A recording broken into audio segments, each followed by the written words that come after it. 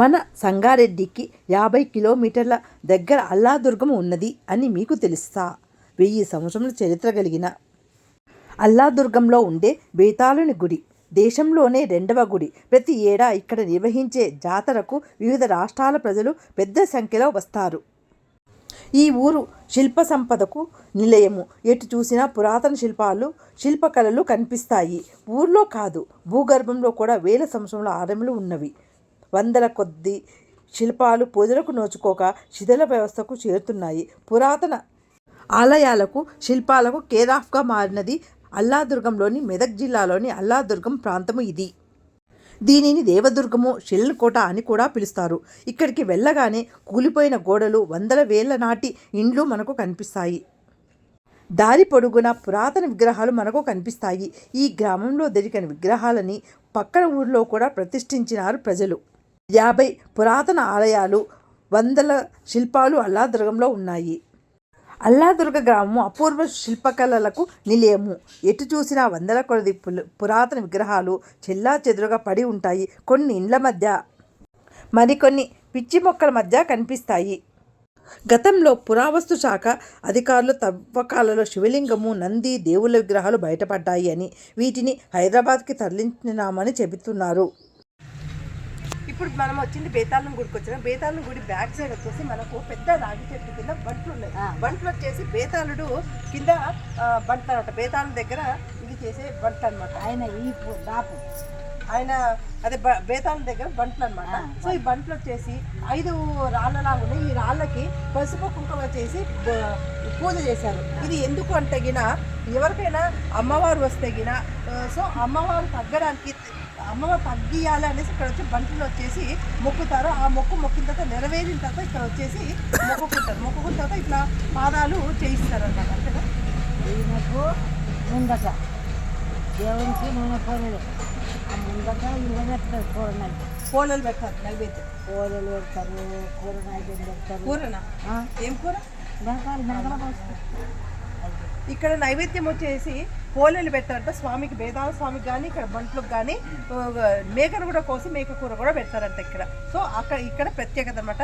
ఎవరికైనా సరే అమ్మవారు వచ్చింది అంటే గిన ఇక్కడ వచ్చి మొక్కుకుంటే గిన తప్పకుండా తగ్గుతుంది. తగ్గిన తర్వాత బంట్లను మొక్కుంటే మనకు శాంతి చేసినట్టు అనమాట. మనకు కూడా సంతోషంగా ఉంటుంది గుడికి వచ్చినప్పుడు. సో ఇక్కడ వచ్చేసి అమ్మ వచ్చేసి ఇక్కడ పూజ చేస్తుంది. ఎప్పటి నుంచి ఉంది? ఎన్ని సంవత్సరాల నుంచి ఉన్నావు అమ్మ ఇక్కడ? ఏనా 30-40 ఏళ్ళ. ఇక్కడే ఉంటావు నువ్వు? ఇదే ఊరు? ఇదే అమ్మ వచ్చేసి 30 ఏళ్ళ నుంచి ఉందంట. ఇదే ఊరంట. ఇక్కడ బంట్ల దగ్గర పూజ చేసుకుంటా ఆమె శేష జీవితం మొత్తం ఇక్కడే గడుపుతుంది. సో ఆమె ఎంత అదృష్టవంతులు చూడండి. ఆమె ఇలాగ చేస్తున్నందుకు చాలా చాలా ఎవరికి ఇట్లాంటి అదృష్టం దొరకదు. దేవుని దగ్గర దేవుని సేవ చేయాలంటే ఆమెకు దక్కినందుకు ఎంతో సంతోషం పడుతుంటాను. మనకు కూడా చాలా సంతోషం అనిపిస్తుంది. ధన్యవాదాలు.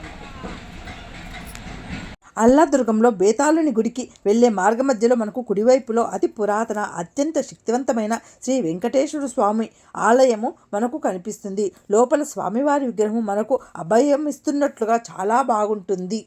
ఉండే వెంకటేశ్వర స్వామి టెంపుల్కి వచ్చినాము. సో ఎంట్రన్స్లోనే మనము లోపలికి రాగానే మనకు ఆంజనేయ స్వామి దర్శనమిస్తారు. ఆంజనేయ స్వామి కూడా మొత్తము సింధూరం పోసుకొని నామం పెట్టుకొని ఉన్నారు. సో చూస్తున్నారుగా ఎంత బాగుందో. ఆంజనేయ స్వామికి ఆపోజిట్లోనే పాదాలు ఉన్నాయి.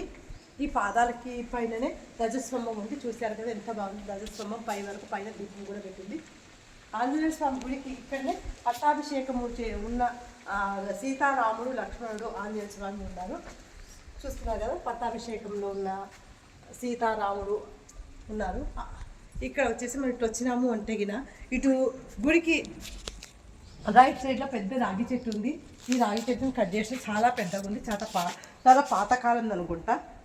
సో ఇప్పుడు మనము ఈ గుడికి వచ్చినామంటే ఇది చూడండి, స్తంభాలతో చాలా పొడుగ్గా ఉంది. లోపల నేను వచ్చేసరికి బంద్ చేసింది కాబట్టి మధ్యాహ్నం పూట అయినందుకు బంద్ చేసింది. ఇది వచ్చేసి చూడండి ఎంత బాగుందో. ఇది అన్ని స్తంభాలతో చాలా బాగుందన్నమాట. ఇది మెయిన్ గుడి, గర్భగుడి. స్వామి లోపల ఉన్నారు, వెంకటేశ్వర స్వామి లోపల ఉన్నారు.